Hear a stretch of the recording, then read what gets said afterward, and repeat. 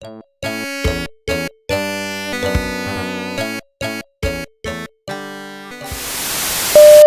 now, you probably already heard about the Sega Mini. I mean, what else the hell can I say about Sega? What's good in the web? I'm your man Q, back again with some more of that geek news. Sega has been in Nintendo's shadow for more than a few years. This is no different. Sega is planning to drop a Sega Game Gear Micro on October 6th. That's right around the corner. And initially when I first seen this Micro Game Gear, I was excited about it because I'm thinking it's gonna be actual Game Gear size, which, you know, when you have grown man hands, but it's a micro. The SGGM or Sega Game Gear Mini is, yeah, it's tiny. It's about 3.5 or something like that inches and 43 millimeters tall, which is about 1.7 inches. Come on, what I'm gonna do with these clubs like that? That's what I wanna know. The system is slated to cost about 4,980 yen, which if you flip that, turn it sideways in American, that's about $46. So if it ever does come out into the States, then you know it's probably gonna be $49.99. They're gonna try to get that extra $3 out here, plus the tax.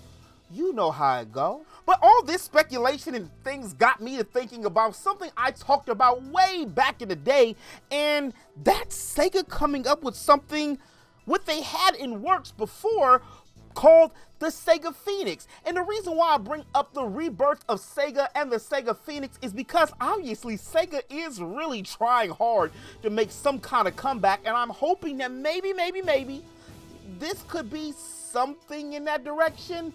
This Micro Mini Game Gear probably will go over pretty cool because it's going to be a glorified keychain in Japan, and here in the States it's probably going to go over as like a novelty. But I would like to see Sega, me personally, do something with their IPs that everybody was excited about with their whole network and everything into a new system. Slap your first party games on that, because argue at me if you won't, but out of the big four gaming companies, Sega is number 2 when it comes to IPs. Some Vector Man, some Kid Chameleon, some Toe Jam and Earl get an exclusive Sonic game. Stop letting Sonic be a game hoe. It's time he grew up and settled down. The man's in his 30s. Can he have a home again? Can he? Not to mention some Power Stone, some Skies of Arcadia, ported with some Streets of Rage, and it's a home for Atlas, Shining Force, and Phantasy Star, which are also Sega games, much like Stadia and Xbox is planning to do with their plug-and-play system, which just plays their online games in cloud-based games. I don't know the statistics, I'm just talking at the top of my head here, but you know you buy it. If you are a Sega fan and or a gaming fan, for $150 and you have the library of Sega games from Genesis, Saturn, Dreamcast, which is my favorite Sega, and put some new games on there, like an exclusive Sonic.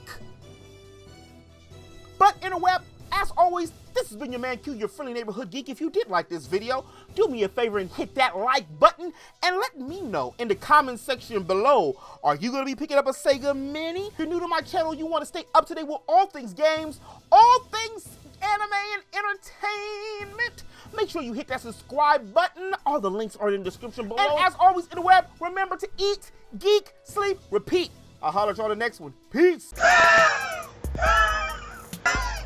And if you're still thirsty, here's another video for you right here and right here. Water's wet.